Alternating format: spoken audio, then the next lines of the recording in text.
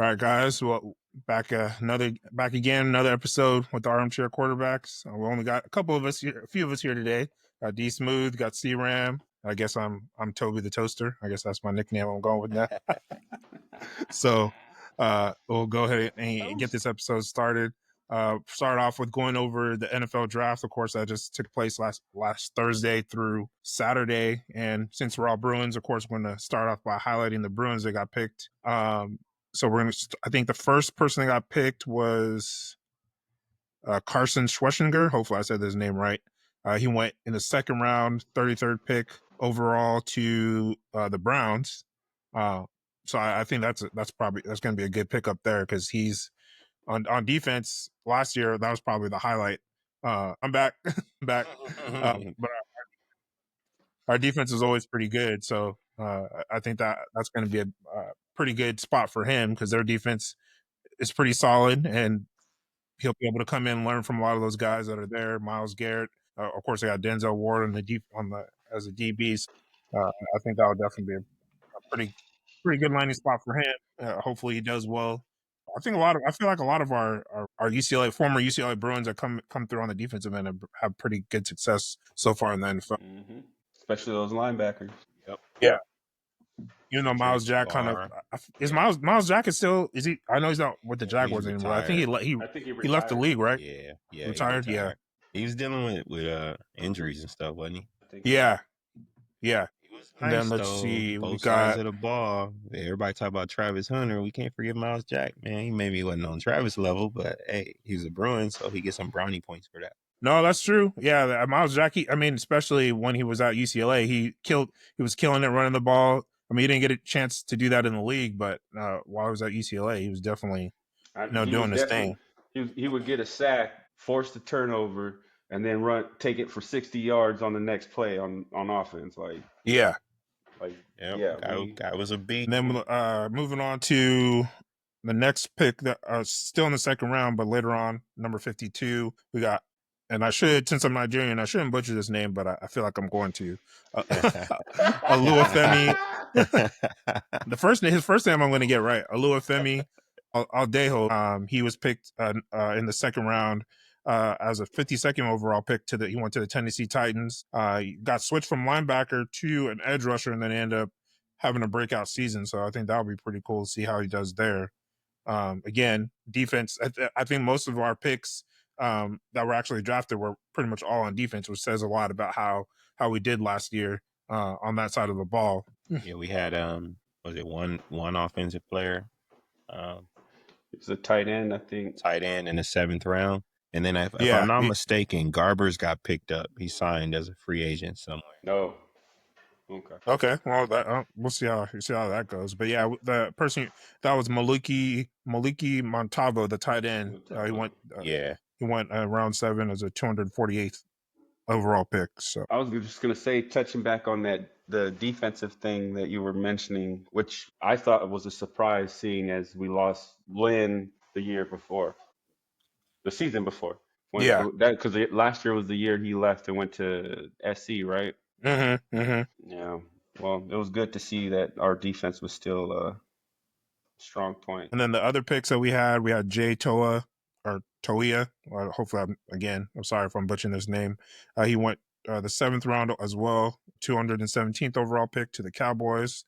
Also shore up their defensive line, so that'll be good for them. And then I just mentioned Kane Madrano. He went to the Commanders. He's another linebacker.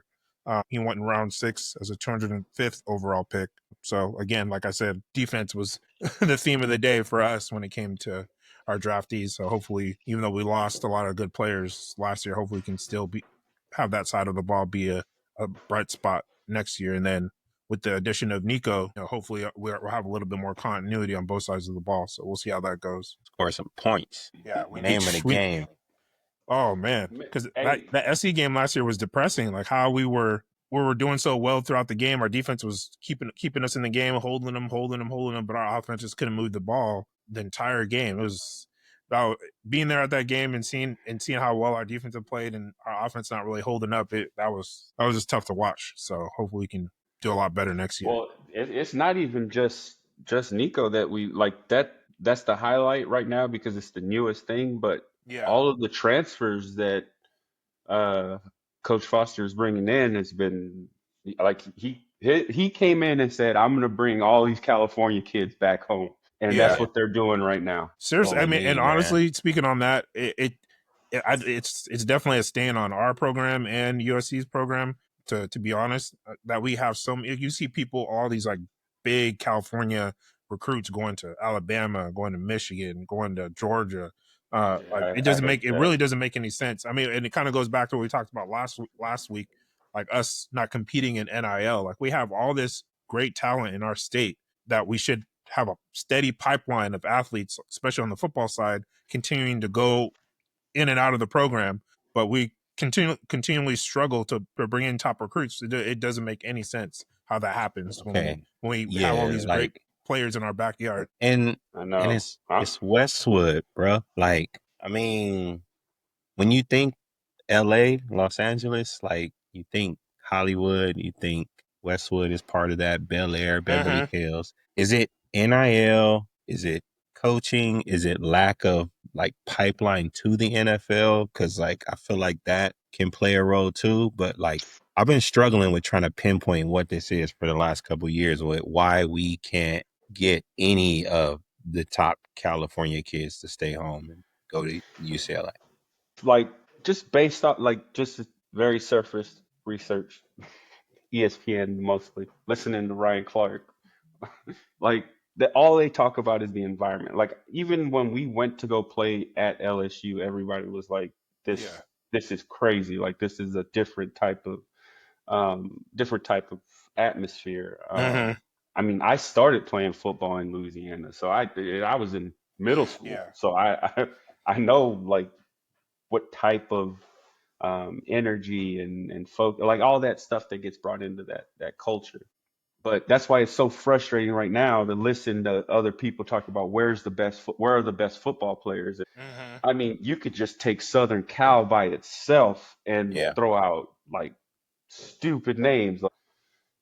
You can take San Diego by itself. I mean, Ricky Williams, you got Reggie Bush. It's crazy. Like just that this area is very, very talented. I mean, watching DeAnthony Thomas go to Oregon and all that stuff. Like I would have loved to, like keeping Bryce Young here if he'd have stayed at USC. You know, I think DJ Ungale. I think I said that right. Yeah, Ungale. Yeah, another name we're gonna butcher over here. Yeah, close enough. But like, just say DJ. I feel like he would have had like a much different career. Like his career would have been so much better if he'd have just stayed here in SoCal. You know, and then we do end up getting these top recruits like DJ Moore. We're able to bring him in from Michigan and, you know, Flip from Oregon, which that was a huge surprise. But like he didn't stay, and you know, I still think Chip Kelly screwed us on a lot.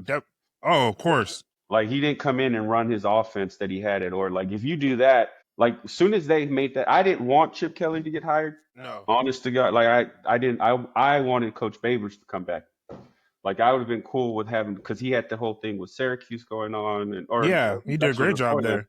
You know, Syracuse, Bowling Green, and where else was he before that? I don't know, but he was killing it. You know, changing programs, and now that's who I wanted to bring in.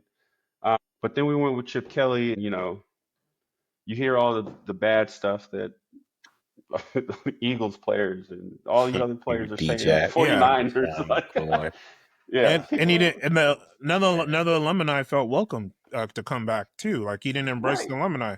It was just... and even all the staff, all the old staff that we knew, like none of them liked him. Like they were like, this guy is not it.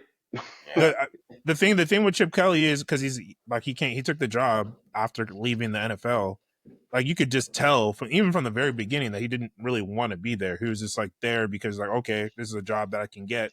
UCLA is desperate for a big name splash at quarterback, head coach. So let me just take this easy money that I can get because I know I'm going to get the job because they can't really get anyone else the same level as me. Like you could just feel, it just didn't feel like he was really, you know, had a strong desire to be a UCLA Bruin, be a part of our tradition, be a part of our legacy. Like, it was just a stop in the road. That's why he left for an offensive coordinator job, not even for another head coaching job. Just went and hopped over to Ohio State. Even though I know Ryan Day he has a connection there because that was his buddy. Just the fact that he left for an offensive coordinator position, not even another head coaching position, just showed me how much he really thought of being the coach here at UCLA. He really didn't care about this program at all. How did we not land Prime? I was ready. Look, I don't even donate, but for Coach Prime, I was about to pull out my little wallet, give him my $10. I mean, like, come on now. Prime time in Hollywood. Come on, man. You can't script it no better than that. Would have been amazing. He would have brought Shedeur. He would have brought Travis. Hey, you couldn't script it no better than that. To have that in the Rose Bowl, like the granddaddy, like you can't script it no better than that, man. Oh yeah, that would have been a. I was ready, jumping right now if we had Deion Sanders as head coach. And look at the opponents we've had come to the Rose Bowl. Like we had Texas here, we had LSU down here. Who else was another big program that we had come down? I don't know, but we've had a lot of big programs coming in. Like that was Oklahoma. We played Oklahoma in the past Oklahoma, as well. Jalen Hurts we played Jalen Hurts here. Like we had all these big time programs coming through the Rose Bowl. Like like we said, there shouldn't be a reason anymore as to why we're not able to bring in these recruits and keep them here. And I used to think it was because we was rocking Adidas. So when they announced that, it probably that was probably part of it back in the day. For sure, Adidas nobody would rock the stripes back in the day. And then we went Under Armour. That was after I left. Y'all wore the Under Armour. It was a little bit better. But then once Jordan Brand came around, I'm like, okay, it's Jordan Brand, bro. Like that appeals to the youth. Like when you talk about the retros that you're gonna get, like I don't even, bro. The crap we used to get, like man, screw some NIL. They should be giving out just here. Take it. You got Jordan. Yeah, you get free Jordan gear. I'll sign up just for that. It's like, and it's not okay. So when these programs are sponsored by Jordan Brand, like the stuff you get is exclusive. It's custom. It's like it ain't stuff that nobody gonna walk in the store and buy. Exactly. That's what makes it so like special to me. You know what I'm saying? Like they got me ready to go back to school and try to join the team, acting like I got eligibility left. I can't even run no more, but I do it for some 11s. Like, come on now. For sure. Bring the alumni packs back or something. Yeah, that's what I was going to say. I don't know. I've been saying this for years. I think that they should have, like, at least have, like, an alumni package that they give at the start of every football season. Yeah, for sure. Like they can afford it. Shit. Like, give me a couple polos. Give me a nice little sweater. Right. And then just shoot the retros. Let's go. Yeah. They don't need to give us shoes. I mean, I'll take shoes. Don't get me wrong, but yes, they do. Yeah, a jacket, a hat. I'll even wear hats. I'll take a hat. I'll take a bag, whatever. Incentivize it, man. Give us a whole package. Yeah, I want a bag like we got when we went to bowl games that we didn't go to very often, but I would like to have one. Yeah, for sure. I'm just saying, if y'all gonna be calling me asking for donations and money and stuff, exactly, what we getting? I mean, you know what I'm saying? We get tickets to the game, and then we got to sit at the top. And, as a whole, climb all the way to the top of the stadium to find our seats. Pay for my own parking. Speaking of which, hold on. Nah, I feel like there's definite room for improvement when we talk about getting the alumni more involved, especially if you're gonna make requests for the donations, and they and rightfully so want to leverage our connections in the world and try and get us to hey why can't I get this in the pack? I had to get drunk and bought this and forgot I bought it. He did. He's not lying. He got drunk and bought that. And the reason why I know is because I have one too, because he bought mine too. Bro, that jacket was like, hey, wait, where's mine at, Christian? You weren't there, bro. You missed out. Okay. Hey, that jacket was like $200. Wait, do you still have the tag on there? More. I do. He probably never wore it, bro. I haven't worn it. I See, forgot This it your was first in time there. wearing it? I wore Yeah. mine. I wore Yeah, mine. honoring the podcast with the first wear. I appreciate it. This Yeah, is nice. Like I it would is love very to. It is. nice, bro. It is nice. Very I'd be nice. more incentivized to give back to the program if I'm getting my Yeah, packages. I'm I just feel saying. agree. I feel the same way. Agree. Brody had me feeling bad though. We walked to the car. I was sad, but then I was happy when I got to the car because I realized he really didn't care. So if he didn't care, I was like, let me just enjoy my new jacket.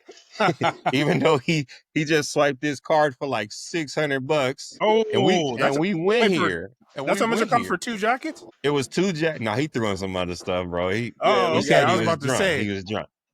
But yeah. the jackets was like 220, something like that. Oh Yeah, it man, was. yeah. But I They love was up UCLA, there. but this, I'm not paying But that for a they, jacket.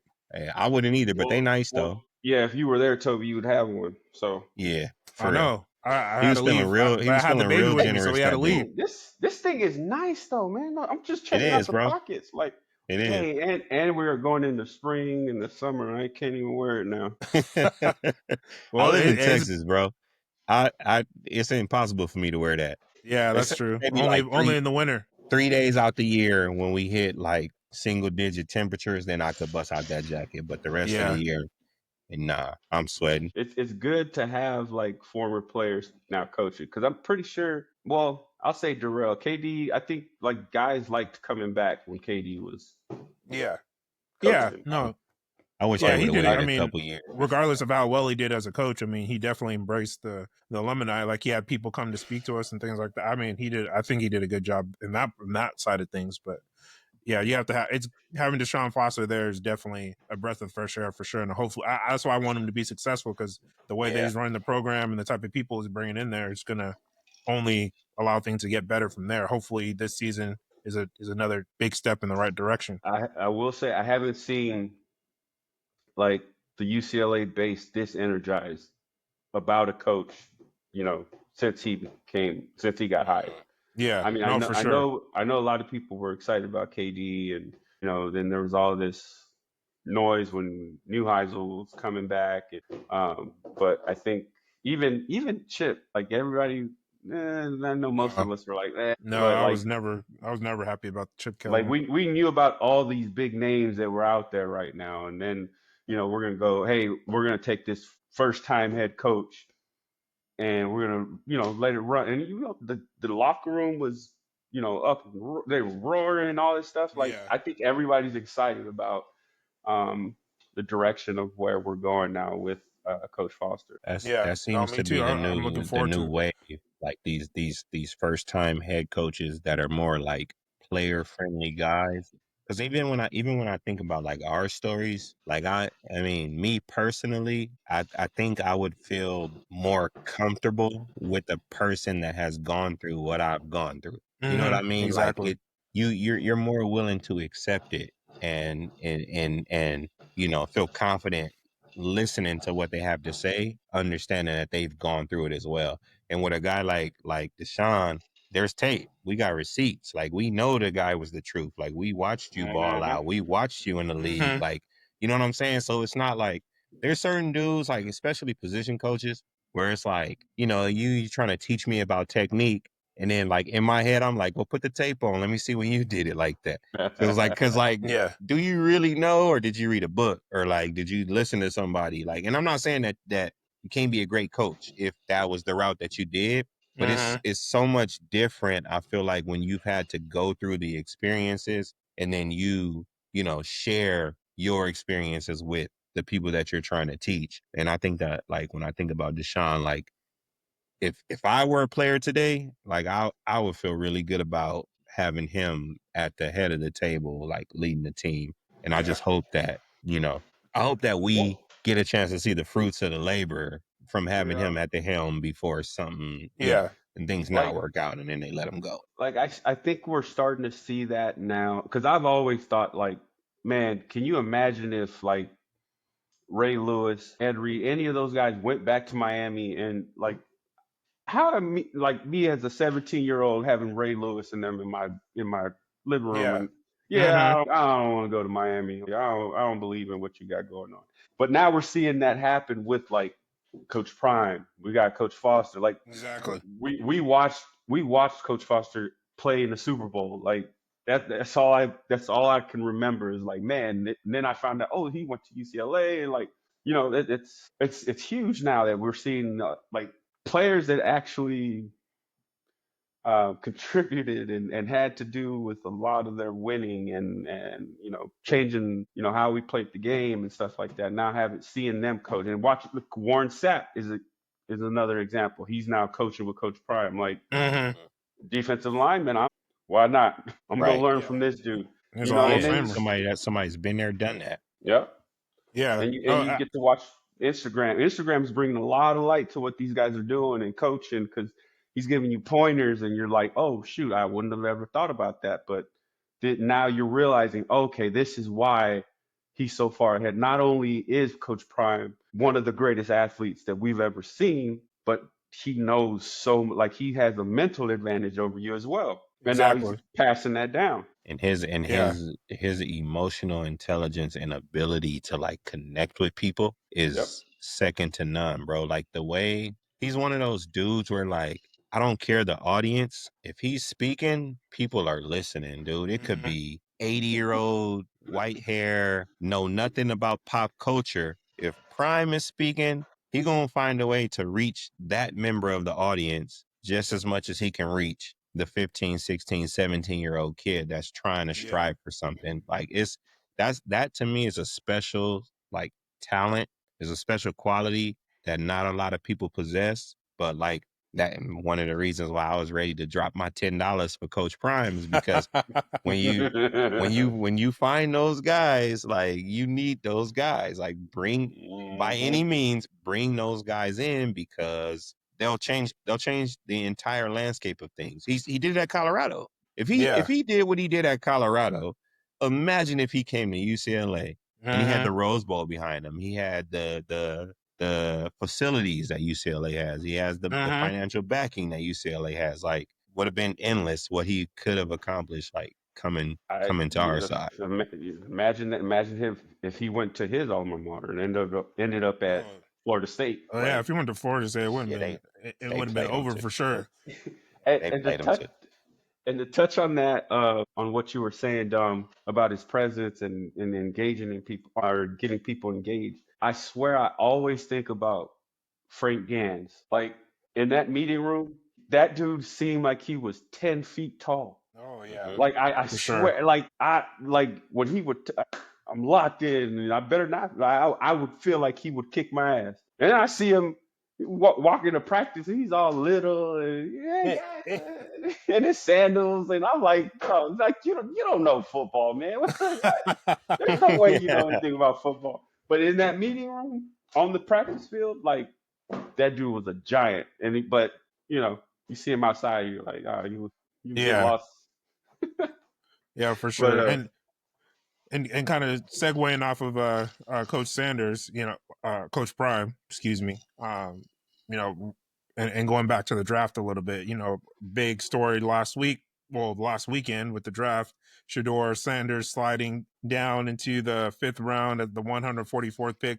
I mean, there's been a bunch of people saying, giving their opinions or takes, whatever you want to call it, about what happened. For me personally, I watch. I mean, I think all of us, most of the world, or at least in the U.S., watched the games, and there's no way you can tell me that, from watching the film and seeing how well he throws the ball, how well he commanded that offense, the type of throws he was making, the type of resilience he showed with the type of line that he had. There's no way you can't tell me that he's a 5th round pick like that. It doesn't make any sense. That on the football side of things. Now people want to bring up all this other stuff. He's flashy, he's brash, he's arrogant. His dad said all these things in talk shows. I get all that, and maybe that played a part in it, but it hurt me watching him slide so far down. It's just I couldn't believe it, honestly. What's the difference between isn't that what that was Baker Mayfield, that was Johnny Manziel, and he doesn't have any of those problems that they had. And didn't Baker Mayfield get arrested or get in like a fight or something, like right the day before the draft or a week before the draft or something like that? Was drunk and got no characters, absolutely none.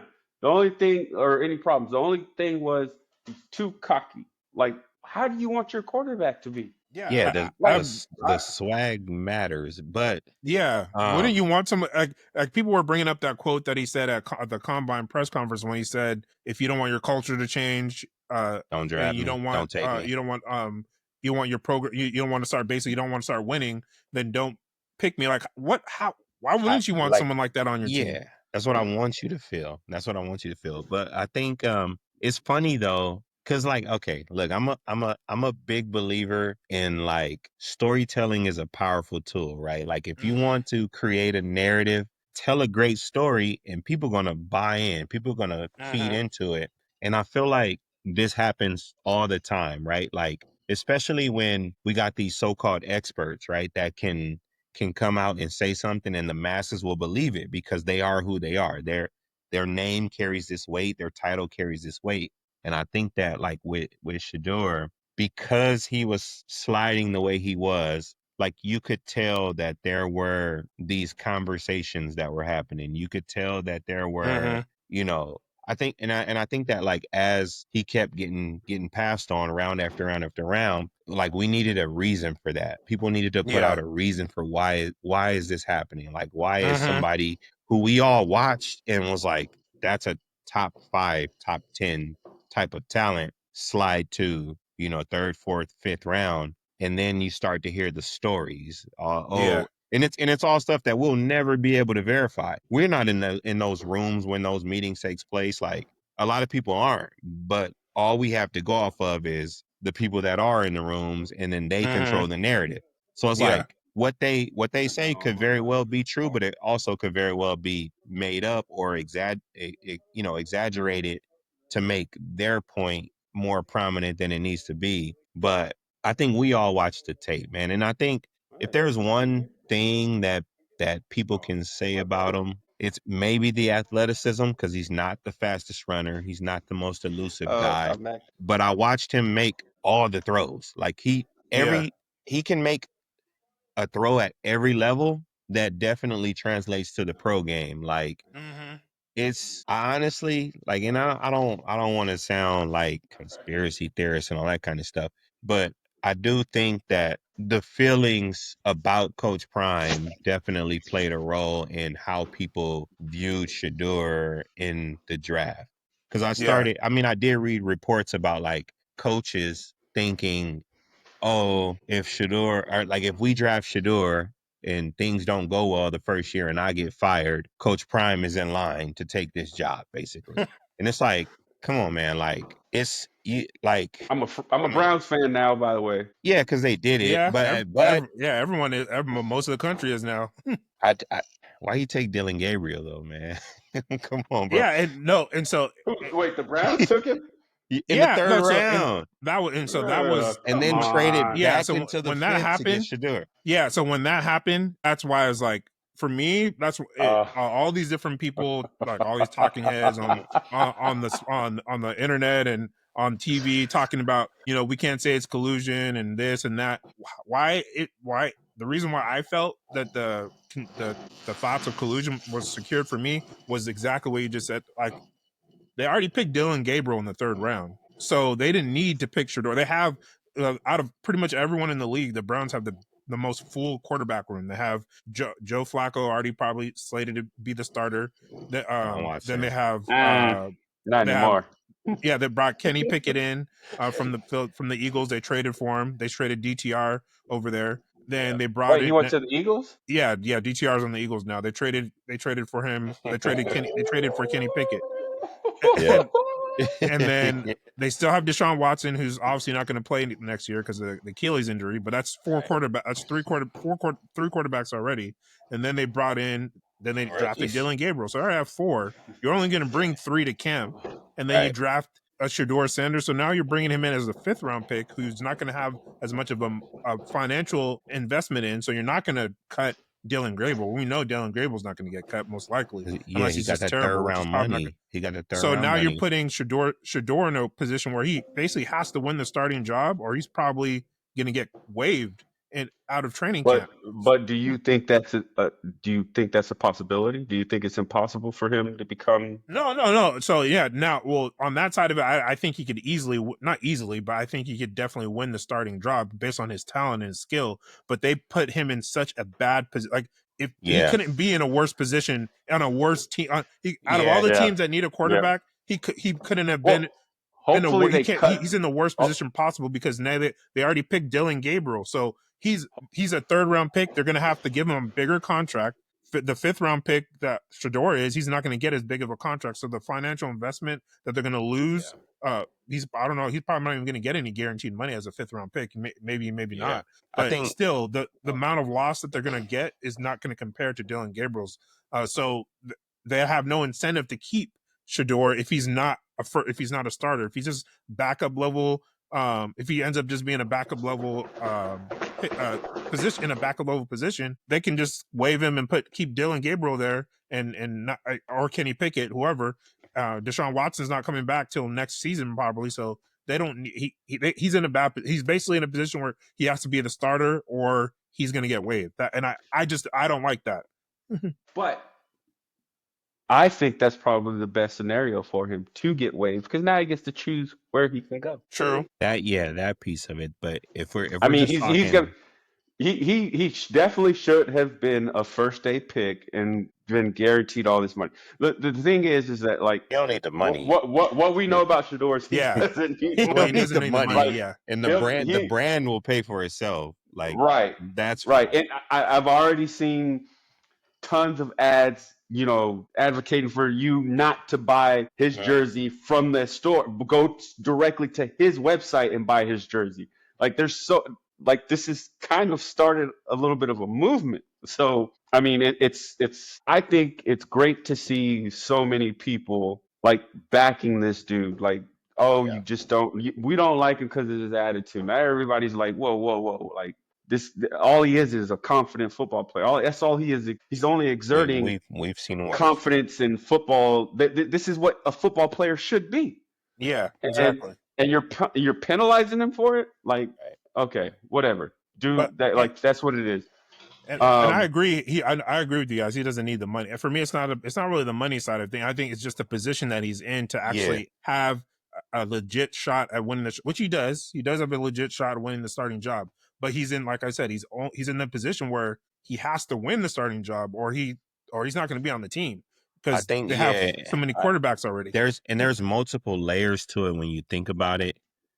Because, like, I mean, we can say he's in a position to win a starting job, but, like, we all understand it. It's never about, like, what's just on the field. Like, it's not about, like, the talent on the field, because, okay, you got all this money tied up in Deshaun, who's getting paid like 40 something million for the next 2 seasons. Even though he ain't playing, like, he's going to be on the roster. Yeah. Joe Flacco is older than us.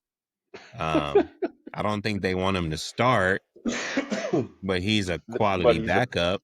Like, he came off of his couch last season. And he did a pretty good job stepping in. So that's a guy that's probably going to be on the roster. We've all seen Kenny Pickett. Like, we know what Kenny Pickett is about. Like, he's probably going back to Pittsburgh. I mean, he's on the third year of his rookie deal right now.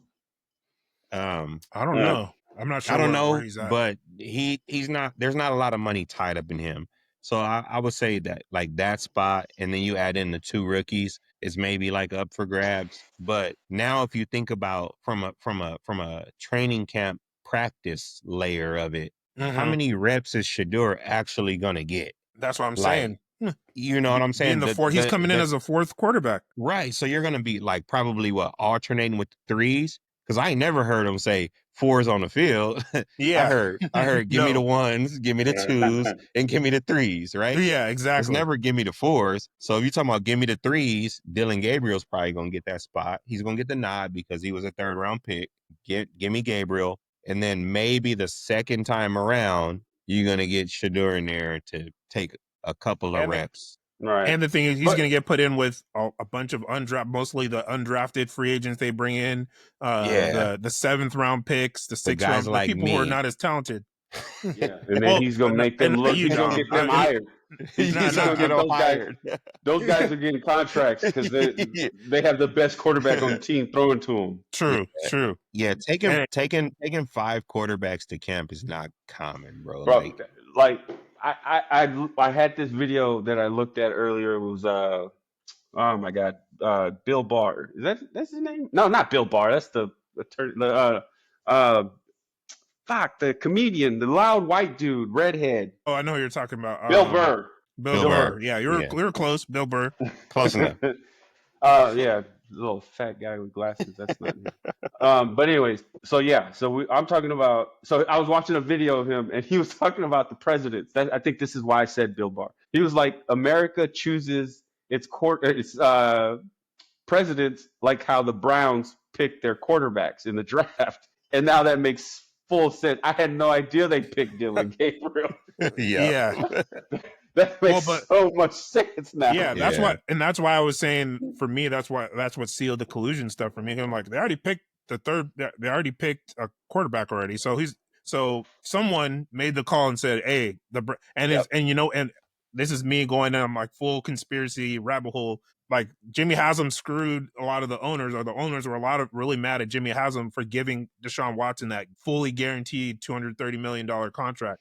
So for me, I was like, when they had to draft Shedeur, it was like the owners basically saying, hey, you're taking the hit for us because you messed us up before giving Deshaun all this guaranteed money. So you need to take Shedeur now. I've also heard that like a lot of GMs had to take Shedeur off of their board because owners told them to. Yeah. They were like, we're not going to take him. So they just pulled him off his board. Like, there was a lot. And to go back to your point, Toby, like with the whole like collusion thing, like I'm sure you guys have seen the video, but like the head coach and the GM's reaction to drafting him was like, we got to take this guy. Like it was not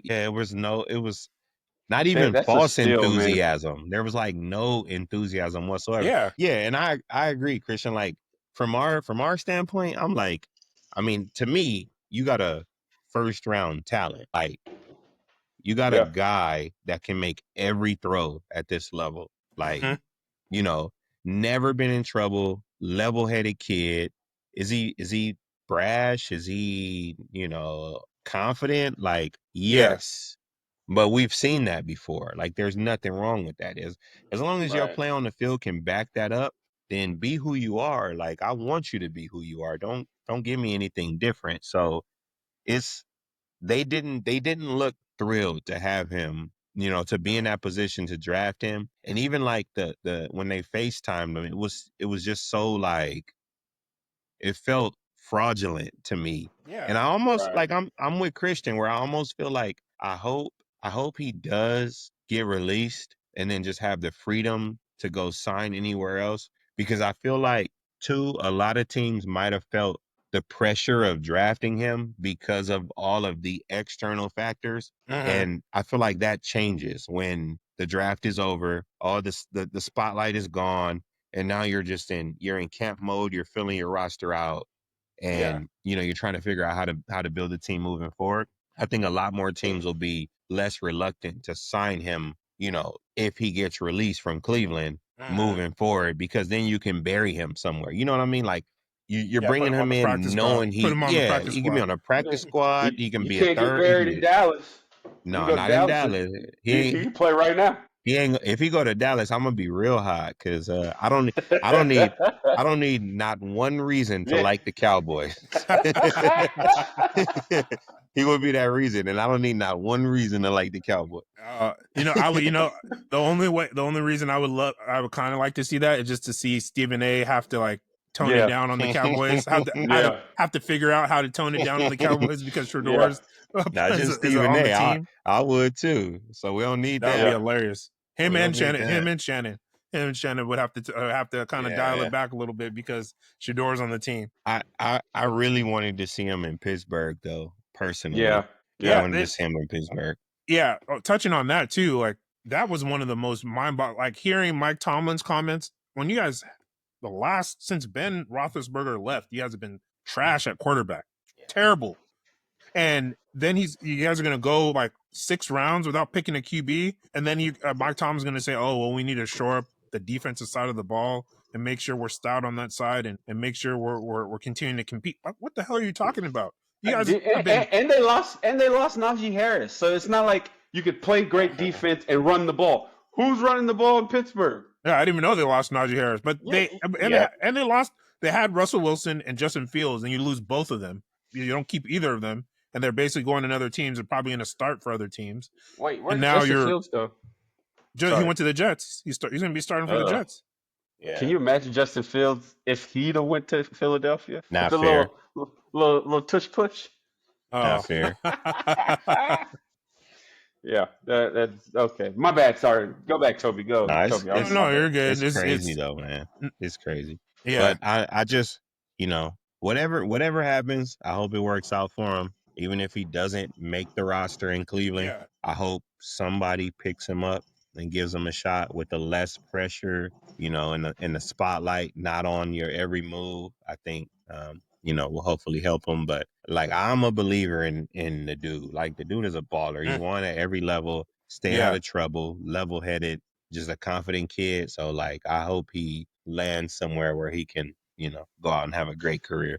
And I think that's one thing that I think where he would win the job, even like I would hate for him to win the job in Cleveland, but if he were to do that, it would be in the film room. Like, the kid is like football smart. Like his football IQ is off the charts, and you hear that from not just Dion. You hear it from Tom Brady. You hear it from anybody that has worked with him. They talk about his IQ.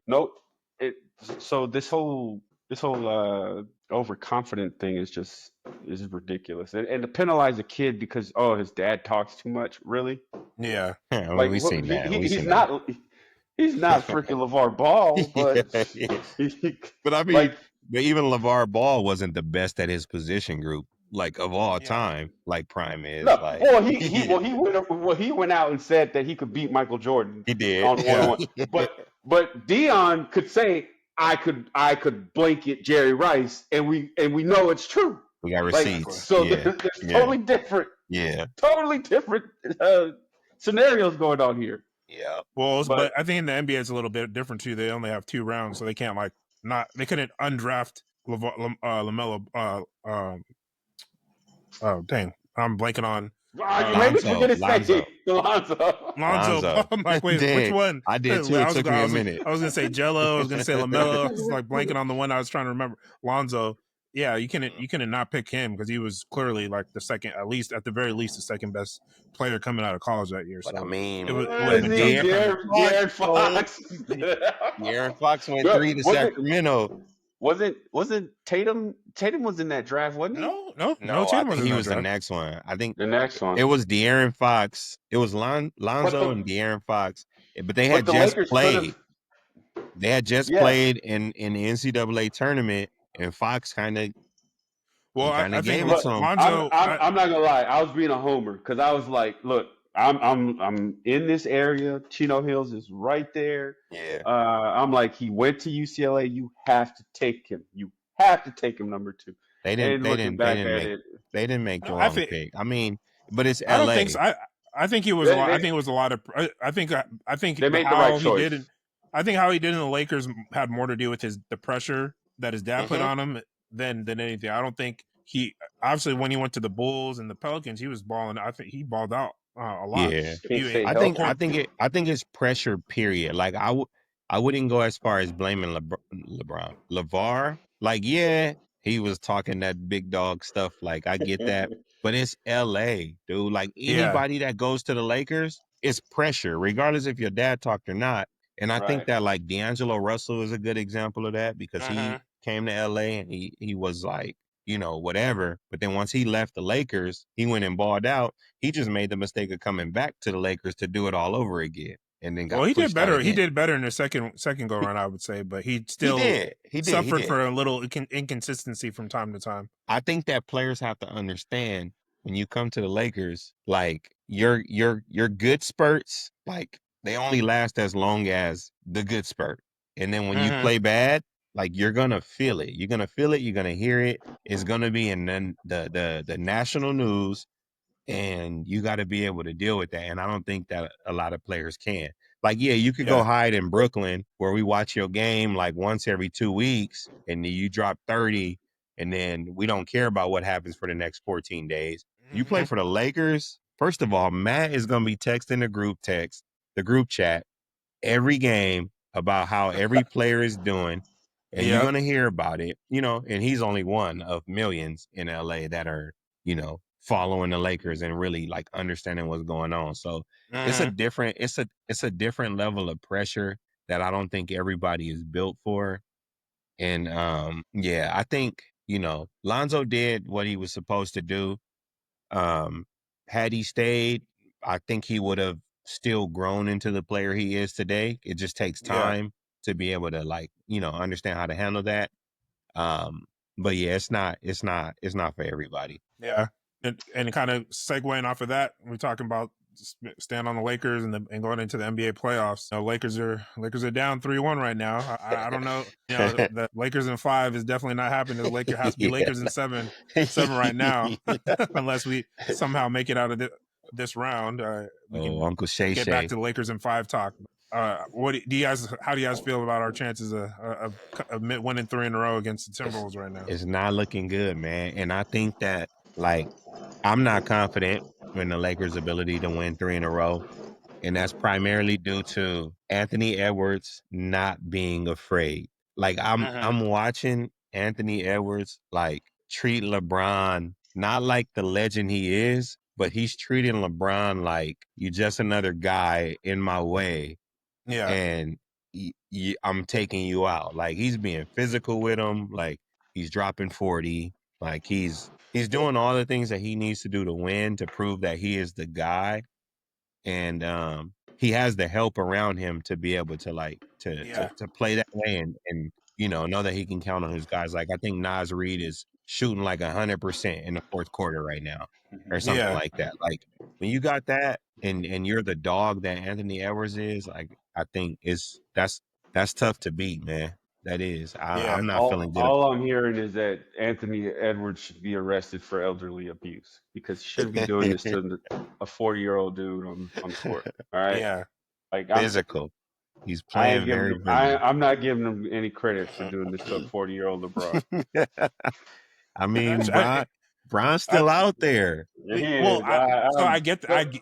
But Dom, I get that. I get that he's still out there. But I think people forget. I mean, it's a part of it is a tribute to how great LeBron is, but part of it is just a little unfair. Other side is also a little bit unfair. Since he's still playing and he's still playing at a high level, we still keep comparing him to his 25, 26, 27-year-old self when we forget that he's 40 because of how well he's still doing. But at the end of the day, he's still 40. So he's not the same. He's not the, he does show up every once in a while, that guy that he was back then, but he's not consistently, he's not that guy anymore. And I think we have to remember that when we try to think about I'm trying to figure out what's going on with Luka. Luka's like, yeah, but I'm gonna tell you what makes it hard to remember that Bron is 40. Because when he does great, nobody cares that he's 40. Or no, people care that he's 40. They point out that he's 40. Yes, they care that he's 40. They highlight that he's 40 and still doing what he's doing. So it's like, okay, if we're gonna use the fact that he's 40 to exaggerate how great this performance was, then when it's not great, we can't point out that he's 40 as a reason why. It's a win. It's a win-win situation. It's a win-win. He did great. He's 40. Yeah. But then he does that. Like, come on, the dude's 40. He's 40. Yeah. It's a win-win situation. But it's true. But it goes to what I'm saying though.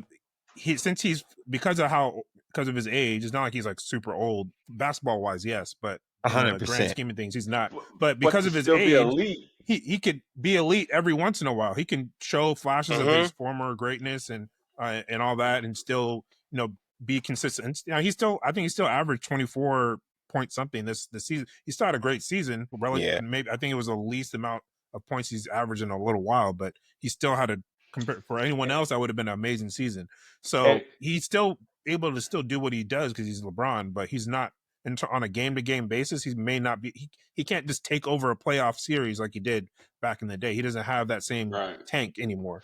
The challenge is, to me, is like we understand that he can't do what he maybe once could, but I feel like it's difficult for the players around him to adapt to the version of him that can't do that. Like it's the same to me. Like when I think about Kobe's like last few years, it's like we looking at this dude like legend, like GOAT, like give him the ball and get the hell out the way.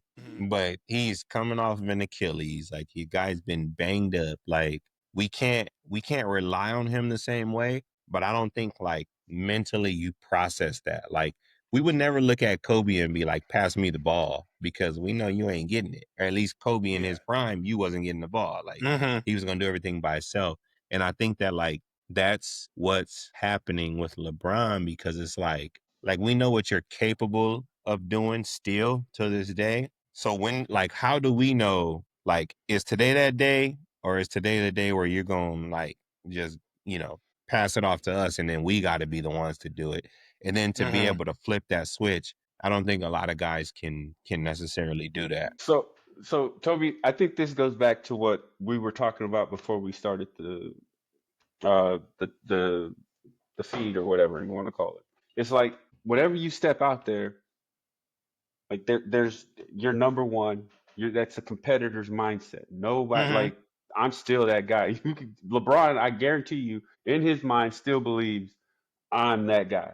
But in reality, I mean, that's why you go and bring in a guy like Luca, where now LeBron is tapering off, and you, like you said, Don, like all the other teammates don't know how to do, but they have that guy in Luca. Like you have, it's not like it's the drop off, and now you're playing. Now you got to depend on Kuzma. Like you have Luca, you have Austin Reeves, and you have those guys that can generate the offense, and none of them play defense still. But as far as offensively, that's still there. Like that you can generate the points, you can do all this stuff. And so it's just a matter of transitioning. Um, you got to get LeBron to understand, hey, you're just a guy now. Like you're not the guy, but now he can rely more on his passing and his his floor vision. We don't need you to score 40 points a night and all that stuff. I mean, now you have one of the like best scorers in the game in his prime right now. Or I don't even think Luka's in his prime. He might still be getting there. I think once he gets in shape, you're probably gonna see a better version of him. Because I mean, he's in his own version of shape, but I think that there's definitely room for improvement with that. Yeah, but I mean, think he definitely looks better than he did. Yeah, he does. He's already slimmer. Yeah, he lost a little bit of weight. So yeah. I mean, shoot, Kim K shooting her shot at him like. my boy said, I respectfully decline. Yeah, don't even get involved in that. Nah, but I think you see it more too on the defensive end though, like the rotations. Yeah, no, I would agree with that for sure. Like that stuff suffers because it's hard. Like it's it's the same reason why a lot of guys. I mean, probably everybody that came in his draft class is just about done. I think Chris Paul is probably like the only one still hanging around that's from even like that era. But it's because of that. Like all those guys can still score the basketball. Like if you make it to the NBA, like you got a special talent. Like you can put the ball in the rim. Even if you're a guy that averages 5 points a game, we know what you came from. In high school, you was probably dropping 35. Yeah. Like, putting the ball in the hoop is second nature. Those guys do it in their sleep. The difference comes on the other end of the floor when you're playing defense. It comes from the day-to-day grind of like having to get up, go to practice, do all of that stuff. And like, I think that's where a lot of guys fall off. But like with Bron, it's like it's never been a question of whether or not the guy could score the ball. He's always been a man amongst boys, like, and even now he's still that same man child. But it's the defensive rotations that lack. It's the, the stuff that like you maybe can't see on the stat sheet that I feel like, where the age gets exposed. And it's difficult to overcome, man, especially when you got a young bull like Anthony Edwards that you're going up against that's playing both ends of the floor. Like he's dropping 30, but he's guarding the best player on the other end of the court. He has the energy to do it. 100%. That's why Father Time is undefeated. Yeah, and for me, watching LeBron too, I think he's lost some explosiveness as well. Like not even explosiveness to dunk. He can still dunk, obviously, and get up there. It's more of the suddenness of his movements. Like I watched one play, I think it was game 2, where he tried to drive past Gobert, and Gobert blocked his shot. But he just didn't get like I've seen him make that type of move time and time again, and gets to the basket, gets there that split second before the defender can get up there to block it. But he's lost that step, that quickness, so he can do that. So I think a lot of those things are starting to show up as well with his age. He's still, like you said, he can still score. He can still find a way to get to 25, 30, 40. But it's a different way now because his explosiveness is not the same. You can tell he's definitely taking more jump shots than before. Like as the years have been going on, he's been taking more and more threes, more of his little turnaround jumpers. The percentages have gone up with the jump shots. Like he's become a better shooter with age. But again, I feel like the hard part is like, how do you relay that to the rest of the team? Like, how do we know tonight is Bron's night? Give Bron the ball and get the hell out the way. And then how do we know, okay, Bron ain't doing this? You run it through Luka.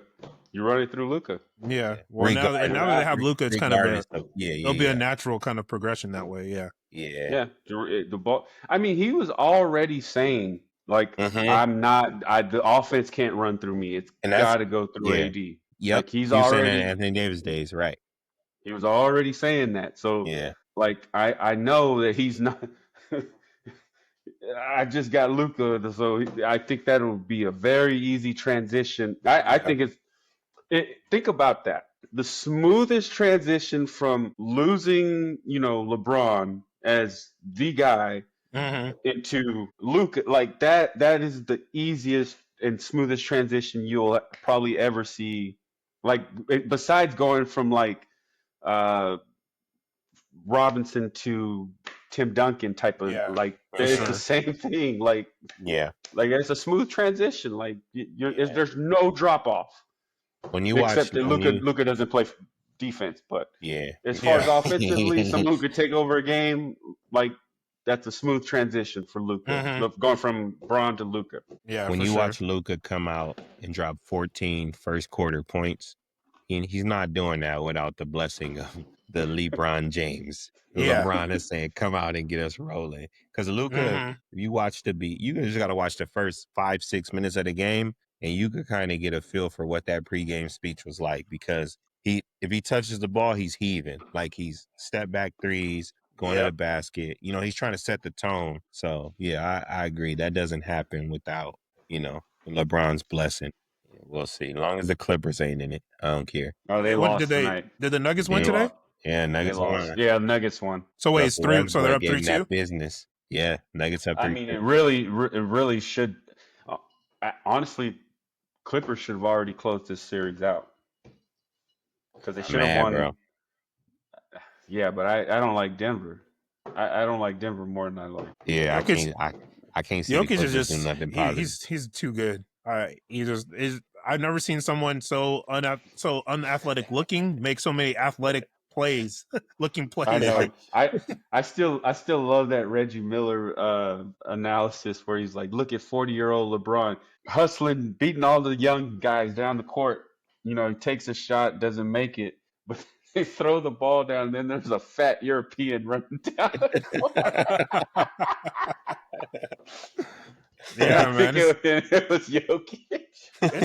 Man, like watching Jokic in the NBA Finals or the Western Conference Finals against the Lakers that was it 2 years ago? Yeah, that was just, man, it was just like, what can you do to stop this guy? Like, he can hit threes, just making Gary Yeah, Payton like passes, like he's bullying he's unreal. he's the bullying reason AD, why, making AD like, not want to play anymore. Like, it was. if you watch the NBA draft, there are so many like foreigners that are coming over and like really like taking over the fundamental side of the game, the skill level. Like, I feel like the American attention has been on like how to score the basketball. Like, we got a lot of dudes that can score the basketball, but a lot of it is like dependent on athleticism. A lot of it is dependent on like, the things that you lose over time. Whereas like, the European cats come over and they're fundamentally sound. Like, the foundational blocks are like set and they can play for, 10 plus years and still be effective. So Yeah.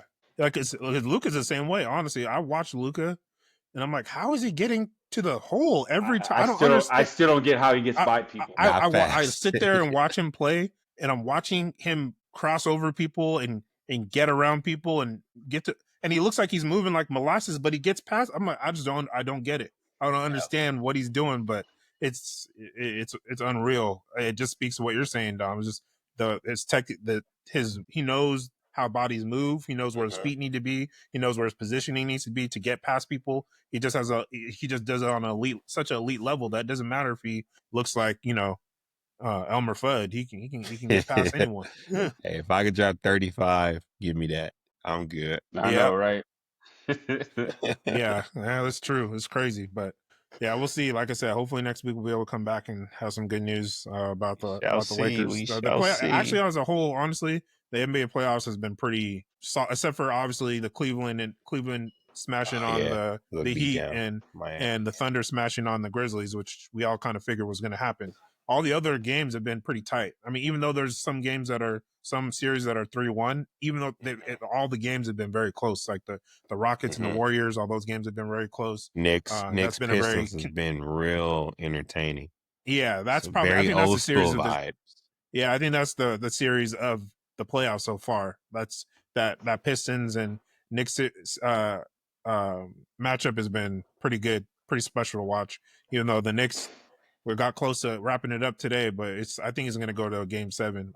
That basically just what I just talked about. They were down 3-1.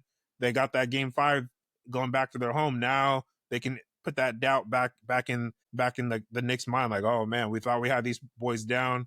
They came to our house, beat us. Now we have to go back to Detroit. And then, even though they do have game 7 on their floor, but they're not going to be Game confident 7, going into game 7 if they lost anything 2 in a happens in row. game 7. Yeah. I feel like home court advantage is definitely less of a factor in game 7. Yeah, it's more of a pressure thing on the home team. It's actually puts more pressure on you because you're like, I gotta win. Expectation is for you to win. Yeah. So, but yeah, there's so many. That's the only time I watch NBA. Now, the way the NBA is going now, I don't watch the NBA until it gets to the playoffs. So I'm glad that the playoffs have been as advertised as what I expected to be, very contentious, very close, a lot of tough battles and tough matchups outside of the number 1 seeds smashing on the number 8 seeds. But it's been a really good NBA playoff so far. In the regular season, I feel like I lost track of how many games I watched where a team would go up 25 points, lead disappears, and then they go down by 15 to 20 points in the same game. And it's just like the way that the game is played today with like the amount of points that are scored and then the way that those points are scored, it's just it's no longer entertaining. Like, I miss the neck and neck for 48 minutes and people getting beat up. Like, I don't know. Now I sound like a get off my lawn kind of guy, which I'm not trying to sound. I don't. But like, no, I don't think but I always resent that fact when people say, "Oh, you old heads talking. This is the new way." No, it's not about that. It's just the game is not as exciting, or the product is boring, and that the results bear out in the viewership dropping and the ticket sales drop. Like, no one wants to watch the way the NBA is now. It's just people going down, jacking up during the regular season. During the regular season, is going down, jacking up threes. It's the Rico Hines runs, just in real life on NBA courts and NBA games. Yeah, not playing any defense. Just it doesn't start getting tight until you get closer and closer to the playoffs when you're trying to jockey for position, trying to make sure you secure your seeding and all that. But basically before the All-Star game, the games are. Why would I watch? It's boring. Just watch I just watch college basketball and watch college football and watch NFL. Like, I'm not going to waste my time watching an NBA game when the players are not even giving their all out there. I understand it's 82 games. It's a long season, but we're the fans. We're supposed to be, getting our money's worth from our 82 games ain't even enough. Them dudes is getting paid, bro.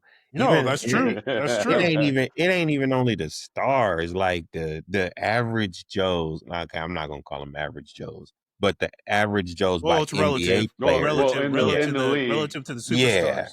Yeah. Right. The average players, are making big money, max level contracts that you're not a max player. Like, look, that's me talking like I'm a max player, but I'm just saying, they were handing out max, like stupid amounts of money. Everybody was getting bread. You average 9 points inside a max deal. In what world?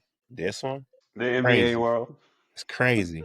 And their money is pretty much all guaranteed. So it's like the players have less of an incentive to play hard until the games start to matter more. Yep. So get that bread. But the product this playoffs has been good, though. I can't even complain. I think the games have been entertaining. Yeah, they're going to make all their money back off the playoffs, because the playoffs have been amazing to watch. Like, you don't want to miss any. Which is crazy because it's the first round. Like, usually when you see all the bad teams get whooped on, but that's not happening right now. Yeah, it's even been entertaining to watch the Cleveland Cavaliers smash on the Heat because of how they've been doing it. Like I want to see them go to the finals, bro. No, I don't think I can't see. The only team I can see on the East beating them is Boston. They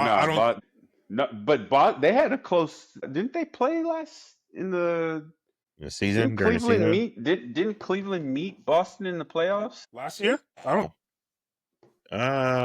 don't know. I can't. I mean, all I know is that Donovan Mitchell boy. Yeah, he's nice. They split their season series 2-2. So I think it would be good, man. Yeah, I'll take Donovan. I'll take Mitchell over Tatum. I don't care what nobody say. Yeah, Boston just chucked up 63s light skins. light skins. That's crazy. No, last year they did play in the playoffs. The Celtics won 4-1.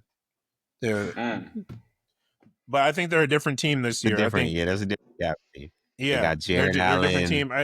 And speaking of Donovan Mitchell, like talking about people that can move, watching him make some of the cuts he makes to the basket, the moves he makes to the basket his quickness is ridiculous. Right. Like no one can stay, like, between him and Garland, Darius Garland, how are you going to defend two people who can get to the back, can break you down off the dribble like that, and then just hit you with a quick step back out of nowhere? Like the way that they play, and then the amount of continuity that they have throughout their starting five. They have Garland, they have Mobley, they have Mitchell, they have Allen. Like you really can't leave anybody else right there. That's 2 7-footers that can stretch the floor. I watched the first 6 minutes of that Heat game when they went up by 20, and I was like, "Oh yeah, this is a wrap. I'm turning it off." I didn't even finish watching just to find out they won by 50. Mobley is a cheat code. He's out there defending the rim, and then he goes out on the other court and hits threes. Like, only thing I don't like about that guy is the school he went to before he went. I mean, he went to SC, so I can't big him up too much. He did go to the wrong school, but decent. He decent. Yeah. Speaking of which, why did Gilbert Arenas' son? Why did he decide to go to USC? I think he had that AAU connection, man. Yeah. It has something to do with the shoe sponsorship or something. And Bryce is going to Arizona. Like, come on, man. Yeah, Bryce going to Arizona. Your dad and your brother are already in that. Like, yeah, you're gonna be a Laker.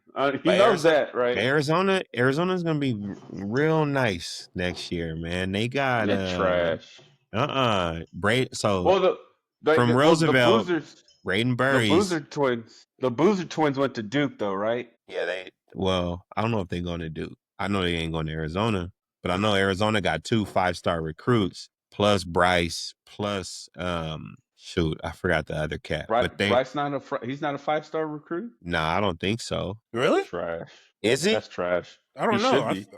That Hold Bryce on. is nice. Now you got me looking it up. He's not riding that LBJ name. Hold on. Let me see. He's not a 5-star recruit, no. He's only a 3-star? What the heck? He's nice, but I think that he wasn't. It's hard to be the guy when you go to a school like Sierra Canyon. Like, you got to really be the guy because you're surrounded by guys. I know I was a lot of guys. That's crazy, but no pause in there either. Yeah, no. I know. For last week it was Goose, and now it's you, Dom. Come on, man. Yeah, low key. I mean, there's only 3 of us. The odds were pretty not in my favor. Yeah, that's true. It's true. It's all right. All right, we'll let it slide this week. Cut it out. We'll get it together next week. It's all good. No, but yeah. Mike, who's Mikey Williams? Oh, Mikey was an A guy. But he kind of bounced around like school to school the last few years, and I saw he going to Sacramento State next year with Mike Bibby and Shaq. Yeah, Shaq's about to be he's about to be the general manager, right? Is it Melo starts going to like Syracuse though, isn't he? Yeah. I think so. I like him though, bro. Like he's solid. He's legit. Yeah. He reminds me a lot of his dad, dude. Not as big yet, at least, but his ability to score is crazy. Yeah, I definitely like watching like the videos of Melo coaching him and working with him. Yeah. Well, we'll be excited. College. I think next year we'll finally get a little bit more excitement on the men's college basketball side again, because they've just been lacking big names. Well, this year they had Cooper Flagg, but he's about to be gone. So there's really been a lack of big names on the men's side. It's been all about the women. You got Paige, you got Caitlin Clark, you got Angel Reese, so on and so forth. You could probably, I think the general public could probably name 5 or 6 women's basketball players, women's college basketball players before they can name like one men's college basketball player now. That never used to be the case before. So I'm looking forward to next season just because of that. You got Bryce James, you got Carmelo Anthony. I like it that way. Son. You got Gilbert Arenas, his son. You got all these people. You got the Boozer twins. So it's going to be exciting again for college. I might actually watch some college basketball again next year. Yeah, I was really hoping. I was really hoping Bronny and Kobe's daughter got together. It can still happen. I would like to see that super baby. Brian not letting that. Man, that's got to happen, man. Well, for the we'll end the day staying on college sports. We all have well, there's more of us, but I think everyone except Al. Al doesn't have a daughter, but pretty much all members of the crew, we all have daughters. And one of the last five or so years, a lot of big things have been going on was transgender athletes in women's sports has been a pretty big contentious point for a lot of people. For me, I mean, my Adira, my daughter she's about to be 2 in September, but she has a little ways to go before she gets there. But you guys have daughters already competing in sports and kind of going through that whole process right now. Eventually they'll be in middle school and high school soon. For me, without even being a part of that world yet or having that experience, I just look at it as simple as if I one day said I'm going to be a woman now and went to play college basketball or college anything. Even when I was in college, I was not good enough to play basketball in college or on any men's team, but I probably could have played like power forward and dominate in college as a woman if I became a woman. So for me, I'm gonna tell you right now, no, you wouldn't. Those girls would cook you. Monique. They would cook you. I'm saying I said specifically at power forward, not playing like shooting guard or anything like that. Toby, I'm gonna tell you right now, if you lined up out there against Big Mo, your ass ain't scoring. Shit, not 1 point. Tell you that right now. No, I can play defense. You are moving her. You ain't blocking not a single shot of her. None of that. No. That's not happening. Toby, no. You forgot. You forget that I actually know how to play basketball, so it's not. You forget Mo at 6'6". Well, True okay, that. no, Mo is tall. And her wingspan is bigger than yours. Like, no, it ain't. It's like you going out there. Like, she would look like Jokic out there if you were out there decided you wanted to grow some long hair and play basketball.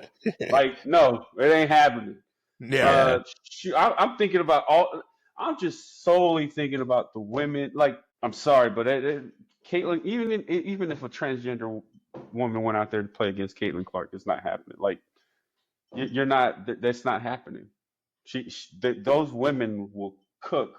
They can cook most. Like, you have all the average Joes that want to go out there and say, "Oh, if I was a woman," like the only time it would help you is like, say, if you're doing something where it pays off to be stronger and more physical, like in sport, wrestling, so like boxing. So like swimming or something like swimming. Swimming doesn't help you. No, you don't think so? No.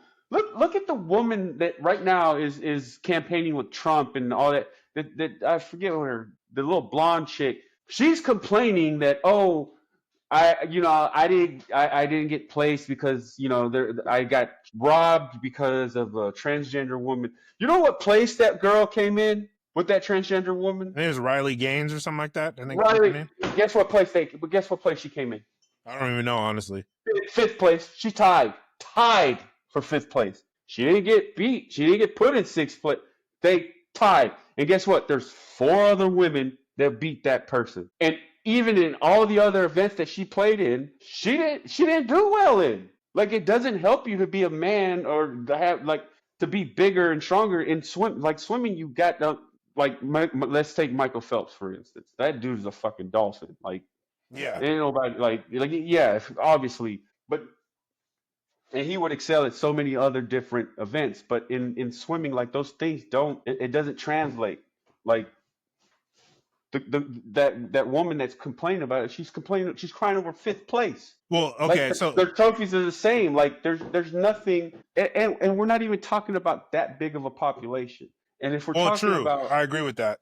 And we're talking about, again, we're talking about trans. Nobody is changing their sex to play a sport. That's not happening. Nobody, you're saying, if I'm going, people feel that, they've got their different things, whatever. That's cool.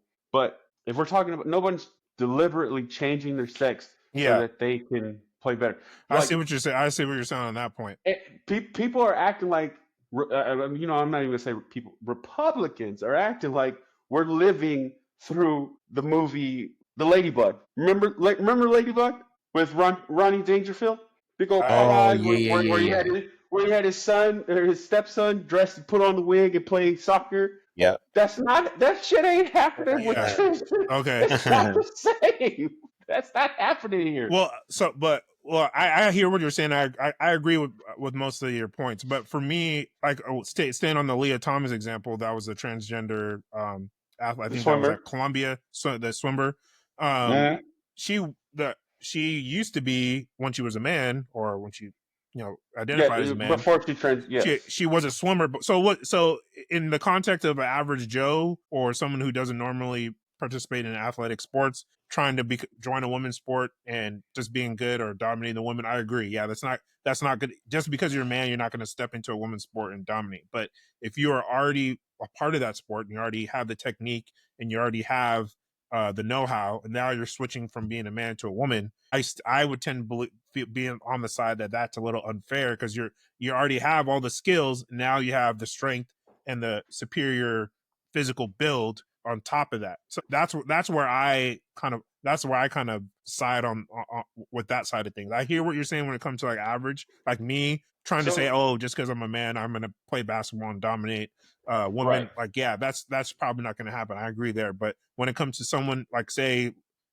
obviously it's very hyperbolic, but say LeBron one day said, I'm, I want to be a woman now. And then he started playing in the WNBA. Like, obviously he would just wreck all of those. Like, there'd be no stopping him. So like, that's the type of example where I feel like it gets a little bit unfair, where you've already kind of been in that sport and then you transition. from there. But you're using an outlier.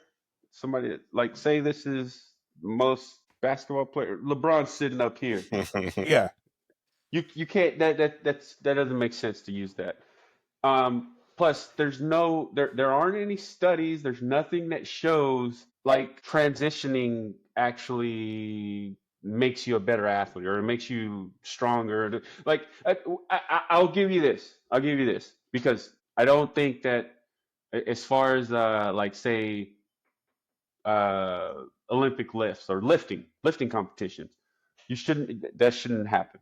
Yeah. Like there's no like that is something that's totally different. And I'm not talking about techniques. I'm just talking about just natural strength and your body is built different. And obviously the bigger frame, bigger muscle, like that's different. That's like I agree that. But as far as something that comes down to like skill, as in basketball, as in uh, swimming, shoot, those are all different. Like it hurts you to have a bigger frame in swimming. You want to be you got to be able to be built more like a fish to navigate through the water, aerodynamic, all that other crap. Yeah. But this is my thing. Like if all the people that are arguing this stuff, like this is why like you hear all this stuff and like they get upset about people going to college and learning about all these liberal whatever talking point whatever. So what you would learn is the way to be able to just to eliminate all of this stuff is stop separating sports by gender, separate them by sex. Stop calling it women's basketball. If you call it female basketball, that's different. True. Man, like there's a difference between gender and sex. Female, male, those are sex. Man, women, gender. Gender is what we assign it to be as a society. It's all like, what do you think a man is? Like, if you say, what do you think a male is? What's his genitalia? Like that's all. Conversation's over.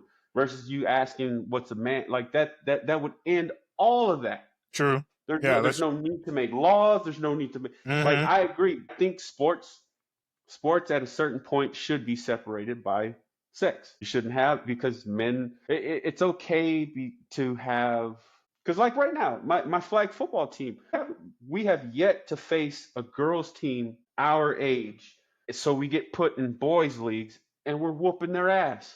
But if I happen to have one transgender child, a 10-year-old playing in an all girls, now all of a sudden what? Now all of a sudden they have an advantage and all this other stuff. Yeah, the narrative changes. It changes. Like so much gets shifted over there. Right now, I have the only all girls team in the past season and this season. We're undefeated.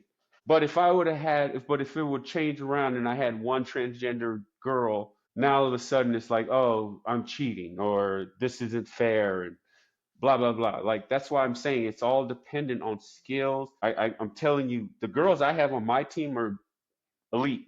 Yeah. Speed, they're cutting, stop and go, like everything. We are leaps and bounds ahead of the boys right now. Yeah. And it's and that's why I don't really get caught up in a lot of this transgender stuff going on. I don't think it's I think they had there's a talking point that they have that where there was up to like 900 medals have been lost because to transgender athletes or whatever. And one thing you don't even take a account for is like, say if a transgender athlete won that sporting event, now they're counting because someone didn't get first, second, or third. Now those are 3 medals from one event that they're trying to count. Okay. Like so it's inflating that number. It's making it look a lot worse. And I mean, I'm sorry, but a lot of those sports are also including I think like chess and stuff like that. Okay. It's not like that's come on. crazy. Yeah. It's not that serious. I think crazy. this is like a whole culture war that's not even It's all narrative driven. It's another thing to divide us on what we're seeing and distracting us from what's actually going on. Um, because it's not that big a deal. Like, but yeah, I agree that yeah, boys or men or males shouldn't be competing with females and all that stuff. Like, but it happens. We run into those situations where it has to happen. Like my flag football team, Yeah. and we play. And like I told you, we went in an all girls flag football league. Obviously, we were playing. We played up in age group, and it was like I swear it felt like we were playing like a high school team. Like the girls were a lot bigger, faster, stronger. They could throw the ball for far as ever. Like they're doing so many things that boys that we're in the league right now that should be 10U. We played in the 10U tournament, and those girls are like lights out. Yeah. Like I said, I got completely humbled. I didn't expect that, and that's what competition looks like right now. That's why I'm saying the skill level is still something to consider, and not so much the sex. Yeah. But I'm sorry, I know I rambled on. Oh no, you're good. That's why I mean, you guys both. I mean, like our other members of our crew have daughters too, but I think you, Christian, have a unique perspective, like because you have an all girls flag football team. You guys are competing against other teams that don't have girls, or maybe have one or two. So that's why I wanted to get your perspective on it, because for me, I haven't really got into that experience yet. My daughter's too young; she's not even playing any sports yet. So the points that you made, I hadn't even thought about it in some of those ways yet, like in terms of male and female versus men and women. That makes a lot of sense, because there a lot of pretty much every, and I was just talking to my wife about that today, to Joya. She's there's a lot of sports have so many technical components that strength and speed, those are great attributes to have, but if you don't have the technical side down, it doesn't even matter how strong or big you are. You need to, if you can't get the technique right, you're not going to be great. Right, and just like to your point where you were saying, where we were talking about Leah Thomas, where you said she had training as a boy or on the men's team, and now all of a sudden you take that training and now you're going to compete over here. But that's where I kind of agree, because I'm saying, like, even if we were to look at, like, say women's basketball, even like say let's look at the WNBA, and people talk about why it's not more entertaining. Obviously, I personally think if we would lower the rims and allow women to dunk, like that brings a whole new aspect to it. And a lot of the women are like, no, we don't want you to do that, because whatever, they want to leave it at 10 feet, they want to leave it at 10 feet. But we're looking at a league that has less teams, so they have there's such a higher level concentrate of talent in the WNBA, where they actually play defense. Like like it's difficult to where, like, we have all these expansion teams and all this stuff in the NBA, and we were even though we do say, like, even the average Joe or whatever in the NBA would destroy us if we played, if they were to go play in a rec league, or, you see them, you see these guys are now all of a sudden they're banging and hitting threes and all this stuff. But like in the WNBA, the level of competition is so much higher. It's basically an all-star game every night, every time they line up. True. Like, look at the drafts and over the recent years, and you go back and look at the women on these teams. Like, the fact that I don't know, Angel Reese and the other, I forget the tall, I think the Brazilian Camilo Cardoso, I think. Yes, like both of them ending up on the same team. Like, you wouldn't see that in the NBA. Yeah, you wouldn't see that level of picks made together. Austin, Caitlin Clark. Yeah, like all those girls, you don't see that much talent on one team. And if you do, now all of a sudden it's like big three and all this other stuff. Like, and that's where I'm saying it's like all these women, all the girls are like they're technically sound. Yeah, like they play fundamental defense. They're fundamental on both offense and defense. So that's just where I would kind of disagree on the point where, like, just because the boy was over here training and get doing all this stuff as a boy, or as a male, and then transitioning into a woman, that doesn't necessarily give you as any type of I guess experience advantage, or like technical advantage, or anything like that. Okay. I Unless just it's think it's a bunch a of nonsense. physical sport that Right. is And I like mean, fighting or something. yeah, Adeline, right now, but even in fighting, we see women can still grapple with some of the best grapplers. Like if Yeah. I had to go against Mackenzie Dern, she would probably completely whoop my ass. I like talking shit about Ronda Rousey, but if I got in the ring with her, she would probably fucking rip my arms off. Yeah. And I tell Kayla always, yeah, you think you could. I always say, hey, there's no woman that if I step in there, I'm gonna whoop her ass because I'm stronger. But I'm only saying I'm fronting. I'll tell you that right now. I'm fronting because if I got in there with Ronda Rousey, she'd probably kill Yeah. me. If I got in there with Holly Holm, she'd probably kick my head off my shoulders. Like that's just what it is. Yeah. And even though we're thinking there's a different level of strength and blah blah blah, but if she grabs you, you're in trouble Yeah. because she has technique. She knows what to do in those situations. You're just going to try to overpower her, and then you're actually falling into a trap. Like those are the types of things that I'm talking about. Like, Yeah. I think we're we're both at the same. We're both saying the same thing, but coming at different angles. But to your point, like you said earlier, no one's like switching sports deliberately just to be good at another sport, at least to our knowledge at this point. And like, so LeBron's not just going to all of a sudden switch to being a woman just so he can go dominate in the NBA, WNBA. That would be the only way that for me, I would have an issue. That's where I would have an issue with if things like that started happening. But like you said, that's not, people are switching genders because of feelings and other issues and other things secondary to sports. The sports side of things are secondary to why they're changing their gender. They just happen to be an athlete and they change genders, and now they're playing on the women or men's side of things. But LeBron might, because Michael Jordan never did it, so he just likes to. That's trash. That's so trash. So I know that there was recently like an interview with someone like who was it? Lance Armstrong, of all people. He would say like if Rafael Nadal decided to go play tennis, or he transitioned and play tennis, then he would wipe the floor with Serena Williams. Um, like first of all, I think that's crazy. Of all people talking about cheating in the sport, Lance Armstrong would have anything to fucking say. He should stay away from any But cheating. yeah, Mentioning any mention of cheating, he should stay away from for sure. yeah, exactly. But I always love to bring this point up, especially to Adeline. When I talk to her about it, because they always ask. I remember the interview with Marshawn Lynch, and they said, "So if you were to play tennis against Serena Williams right now, and she's pregnant, he's like a pregnant Serena Williams right now, who would win?" And he was just like, "Ah, man, that'd be unfair."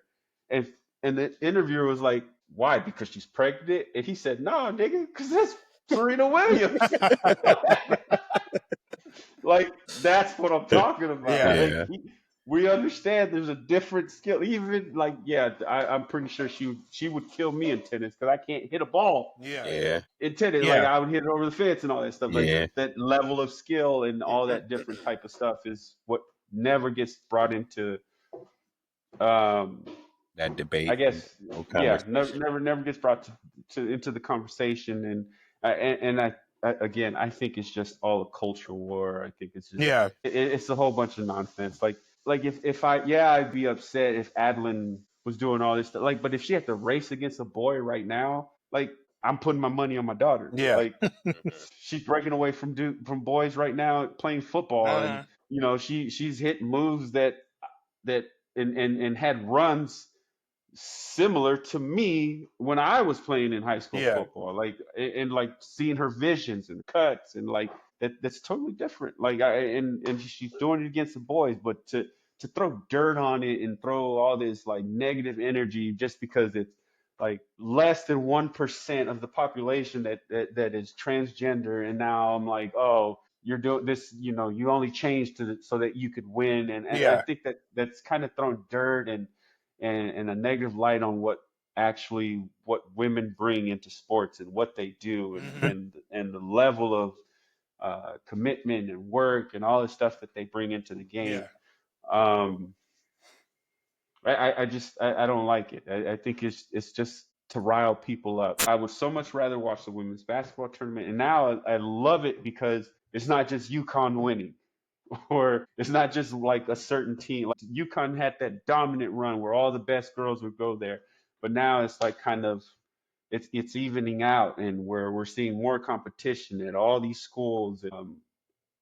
Let's be honest, nobody watches the College World Series for baseball, but everybody's watching softball.